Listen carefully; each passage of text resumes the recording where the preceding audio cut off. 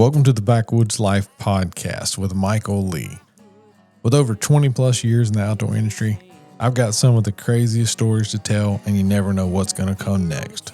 Thank y'all for listening. Let's get right to it.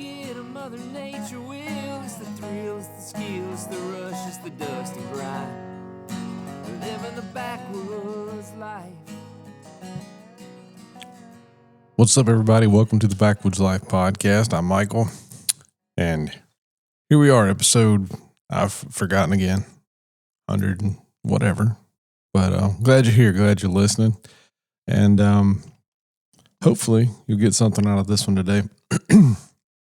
I started doing the early morning thing, which is a horrible decision.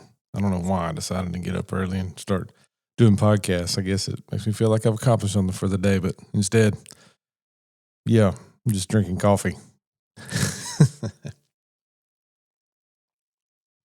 So, it's May already, May the 5th, actually, and Cinco de Mayo. So happy Cinco de Mayo to everybody that celebrates that.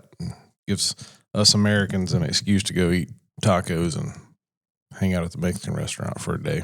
Like, we don't do that enough anyway. If you ever noticed that it's at least here in the South, every small town, no matter what's got a Mexican restaurant. I mean, literally, some of them don't even have a red light or a traffic light, but they'll have a Mexican restaurant, which is awesome. I mean, I'm not opposed to Mexican food whatsoever.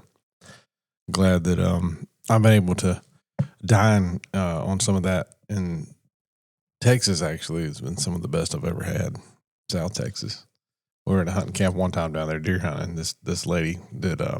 She was cooking for us down there, and she would literally hand make her own tortillas and everything every day. It was some of the best stuff I've ever had, to be honest. And this is from a guy that's a meat and potatoes guy. So tacos and potatoes, that's what's up next. But anyway, so that means it's Tuesday. So happy Tuesday as well. And we're finishing up turkey season.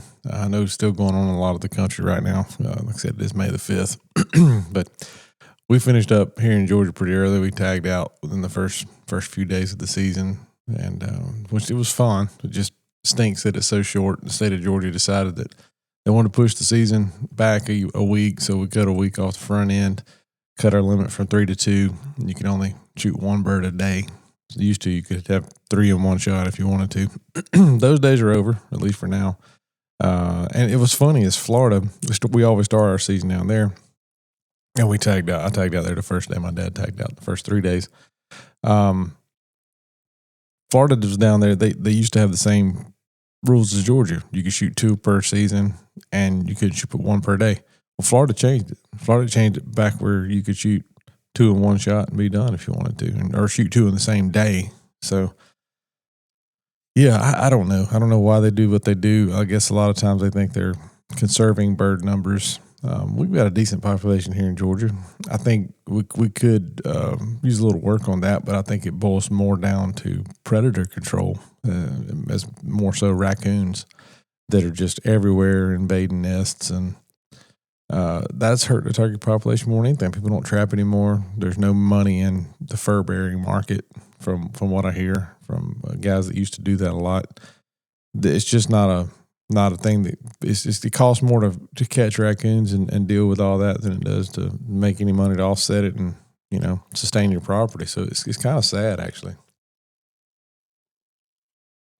The ways of, the old days, if you will, trapping and harvesting and hunting and conservation has gotten to be more about how much money can you spend to get the best dirt around and plant your food plots and run your feeders, and that's all fine.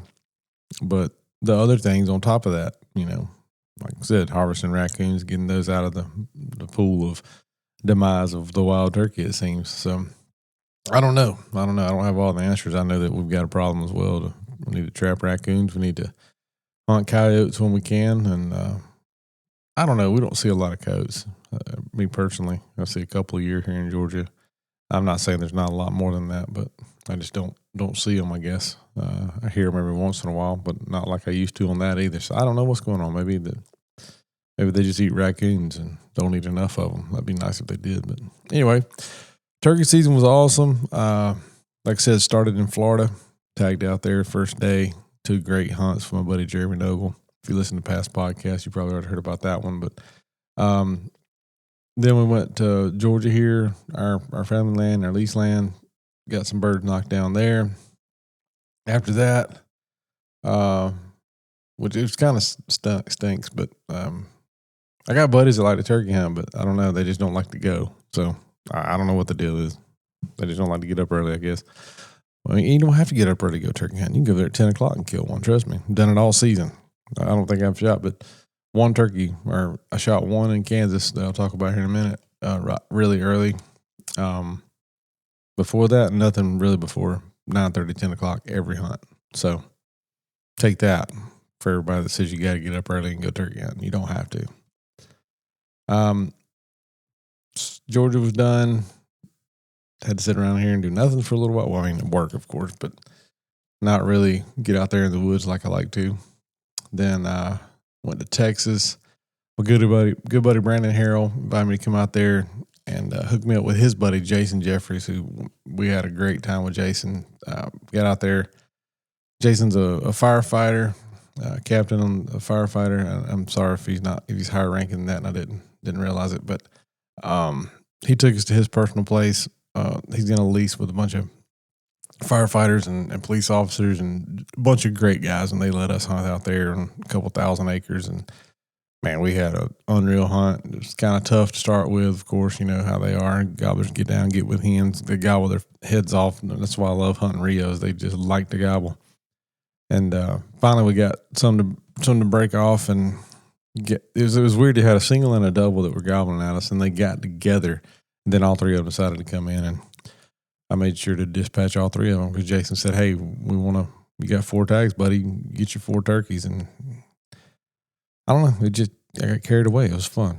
They came in. 2 of them lined up in the first shot, got those, and then a third one come back across to see what happened to his buddies, and he decided to start to check out, and I decided to go ahead and take him and let him ride in the back of the truck with the rest of them. So here we go. We got that done. Really nice birds, 3 Rios. Mature birds. One had like 1.25 inch spurs and really thick beards, and just a good hunt. One of those that we got ridiculously good footage, and just one of those that you just had fun. And that's why we turkey hunt. Just have fun, call birds in, worked them in. They strutted, they gobbled, they did the thing. Come in, hit the decoy one time, and then I took care of the rest. So we did that. Got a spite to eat, come back out, and camera guy Jordan Brake was with us, and Jason's like, "Man, shoot you another turkey." And I was like, "No, man, I'm good. You guys hunt." And he said, "Jordan, you got a license?" And he said, "No." He said, "Well, buy one." And it was Jordan's birthday, so he bought him a license, and we went back out there. A little bit windy that afternoon, and started calling a little bit. And sure enough, 2 birds started gobbling. 15 minutes later, Jordan's like, "Here they are, man." So I got behind the camera again and videoed those come in, and Jordan got a shot and took down his first gobbler, which is a nice double-bearded Rio. Heck of a way to start his first slam, get close to it. So that was awesome. Had 2 birds come in midday, just fired up hot, and they didn't like the decoys a little bit. They hung up out there, but they were definitely in range, so he dropped him. The old KFI put another one down. So gathered them up, or that one up, and put him in side by side, and went to the back of the property and sat down for a little bit longer. We had 2 more birds come in, but they wouldn't get inside about 70 yards. Had a hen with them. They gobbled 1,000,000 times. Big, nice gobblers too. You could see them a couple times. Big, giant ropes on them. Anyway, they kept skirting us and never did come in. So we called it a day. Come back, cooked up some turkey that next day, and Brandon's ranch, and shot some hogs out there in Texas, which is an unreal amount of hogs in that area. It's crazy. We're just northwest of Austin, and hogs dead on the road. You see hogs off the side of the road. Brandon's ranch is overrun with them at times, and I don't know. I shot 8 or 9 in one evening, and the guys that had just been there killed 30 or 40 the weekend before we came in. Actually, they were leaving when we got there. But to have that many hogs, I thought we have a hog problem, which we do, but they've got a bad problem. And he's even got a fence around his property.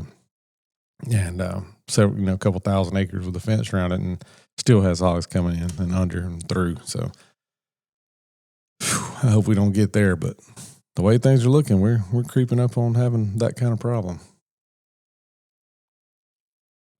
And I know some areas definitely have that problem already. So I don't know, y'all. We definitely got to get some things going in the right direction in the woods. The hunting side of Georgia is we need to trap some raccoons and shoot some hogs just to keep our turkeys and deer doing good. Deer and hogs seem to get along better than turkeys and hogs. I'll just say that. So after Texas, went to Kansas, which was a week or so ago for the weekend. And good buddy Jared Washburn, who followed along Backwoods Life, hunted with him in Wisconsin for a long time. He bought some land in Kansas and said, "Hey, man, draw your tag, come out here and go turkey hunting." So I had a point, and Jordan actually had a point, and we both put in for the same unit. And ironically, we both got drawn.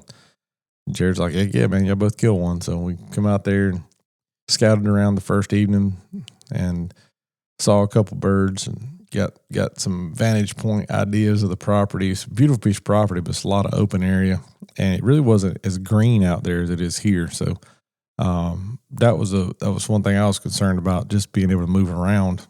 And we kind of got lucky because Jared kind of pointed us out and he said, "Hey, they usually roost all in this bend in this creek bottom on this field edge." So sure enough, we creep in there in the dark and get set up. And I mean, those are the earliest birds gobbling I've ever heard. They were gobbling at cows mooing well before daylight. So we get set up and I said, "Jordan, crab crawl out there and put the decoy out." And I said, "Put about 20, 25 yards. And he puts the decoy out. We got one Jake decoy is all we got. Creep back over there, get set up some big timber along this little drain. And sure enough, they're just sounding off like crazy. And few minutes later, they start flying down. I mean, I barely can see with my eyes. They're on the ground, just raising the roof, and look out there, and there's 6 or 8 strutters out there. Some jakes and gobblers mixed together, but they are just all strutted up. Even the jakes are all strutted up. Light bulb, white heads on them. It was beautiful. Got great footage, and they're just screaming. And every time I call it, they gobble. They're gobbling themselves, gobbling. They're gobbling hens calling, and they had 3 or 4 or 5 hens with them, and the hens fly down, and they're working their way across this field, and all the gobblers seem to be staying about 75, 85 yards or more. And I could call them, and they would come in, and they would hit about that 70-yard mark, and they'd turn and go back, and I just never could get them to break off. And finally, they kept messing around with each other and chasing each other around, and the hens get off, and then the group of jakes, which was weird, 4 jakes get between the gobblers and the hens, and the jakes will not let the gobblers to the hens. So y'all put that in your bag of tricks, knowing that jakes can definitely mess with gobblers, and to the point where they don't want to come between, like they can't get to the hens for the jakes, which is crazy. You think there's that many gobblers, there's 6 or 7 strutters out there, that they would just blow right through those jakes. But it was just weird. I've never seen them keep them away from them like that before. So anyway, the gobblers kept messing with each other, and finally one hen goes back into the group of gobblers, and they're chasing her around a little bit and everybody's jockeying for her. And finally one breaks off, and I keep calling, I keep working, and he finally says, "All right, I'm going to come check out this Jake decoy you got out." And he struts right over there and gets to a decoy, and I shoot him, pile him up. And like a lot of times that happens when you shoot one bird and he's there and he's flopping or not flopping even. It helps if he flops a little bit, I'm not going to lie. He's flopping around under that Jake decoy, and it's almost like they're fighting. So, of course, on my mouth call, I give them the fighting purr, and those 4 Jakes come sprinting across the field. Well, Jordan's got a tag, so I hand him my shotgun. I'm just backing up out of the way, and he's got the camera on the one I shot on that decoy, and these 4 Jakes come in. They start beating that decoy up. They start beating my flopping turkey up. Well, when that happens, the 2 boss gobblers that are out there, they come running over there. And sooner or later, before I even really can realize what's going on, I'm trying to watch and help Jordan because he can't see as good as me. I'm like, here come the 2 gobblers, get ready for one of them. All these gobblers are kind of working their way over there, and these 2 run in. They start hammering the decoy, and he shoots one of them. He hit him, the bird moved kind of when he shot, so he shot a little bit on the back side of him, so he clipped him on the back and neck, and anyway, second shot, he folded him up right there in front of us, but it was just insane to see those gobblers flip that switch and all come running in when there was a fight going on. So Another thing to think about while you're out there turkey hunting, if you can make a fighting purr, you never know. You never know. So if you got gobblers out there hung up, and I would say you'd probably need a visual in a field or something like that. Obviously shoot one and the bird's flopping around. It looks like they're fighting. But if you're in the timber or something, you got a bird out there hanging up, you just throwing everything you know at him. Never hurts. Try it. Just give him a little fighting purr, and Jugger may come running over their hill, running through the trees to you. Just keep that in your bag of tricks. So things you learn while you turkey hunt. So anyway, we both tagged out, and it's like 6:45 in the morning, and we're done. So that was a very quick early morning hunt. A lot of fun, beautiful morning, 45 degrees, dead calm. Cows mooing, birds chirping, turkeys gobbling. And we got 2 down, and the others, after the second shot, they all ran off into this bottom, and they start fighting and gobbling. So we left them doing their thing. Next morning, we get up and glass the field behind the house there, and there's 3 gobblers out there strutting around. So we left them there for the future fun, we'll say. Then we went and shot some prairie dogs. So those things are crazy to shoot. To be honest with you, they if you've never shot prairie dogs, you should give it a try. They'll definitely make you a better shot. It's a very small target, and you can get some longer ranges out there. We were shooting them anywhere from 100 to 250, 300 yards with a 204 Ruger, which I've never shot before, but it was a pretty good little caliber, and we're thumping some of them. And they're not hard to hit. They're just easy to miss, as my dad always said. But anyway, had some fun out there in Kansas, and that was a wrap on turkey season. So now back home doing chores. Actually going to head to the woods and on the weekends and do the leases and try to get these deer fed. They're eating inside a house and home right now. We've been so dry, and we finally got a little bit of rain this past weekend. I think that's really got them hammering the feed more so than not, because the vegetation is so brittle. It's been so dry and so brown. I mean, there's no nutrients in a brown vegetable, right? So need some more rain. It looks like we got some coming over this weekend, and get everything green back up like it's supposed to be this time of the year. These does are huge pregnant does. They're wearing out anything that I can put out to feed them right now, and they need it. So hopefully we can take some stress off of that with some rain and get them that native browse that they need, and start growing some deers for the fall. That's the plan. Deer season will be here before you know it. What is this, May? So we got May, June, July, August. We got 4 months. Get everything ready. Get dialed in. Get some food out there for them. Food plots planted, or get your stands ready and stands hung, which it stinks to do that in the South in the summer because it's 90 degrees mostly every day, and I'm afraid those days are coming. We've had, actually, with it being so dry, we've had low humidity, which that's caused a lot of these fires down here. And thank goodness we're far enough away we haven't been affected by any of those. But these low humidity and windy days have been nice to feel when you're outside, but they're not good for long term here in South Georgia. We need that humidity and some rain every once in a while. But it is what it is. It's all part of God's plan. He knows what he's doing all the time, and we're just here living it. So anyway, thank y'all for hopping on here and listening. That's a very quick turkey season rundown. And hopefully we'll have, I think on next podcast, I'm going to have Joe Coy from Fourth Arrow. Then got Robbie Pruitt from Antler King lined up. And then Cameron Durr from Hawk Optics. So I'm trying to get some of these guys in the industry that we work with. Let's hear some of their hunting stories and talk about what they do and what they can hopefully bring to y'all's arsenal to help make your hunting life better and more successful. So we'll check out some cool new products and tell some more hunting stories on the next episode of Backwoods Life Podcast. Thank y'all for listening. Y'all have a great week. Be good. Hit the woods. Have fun.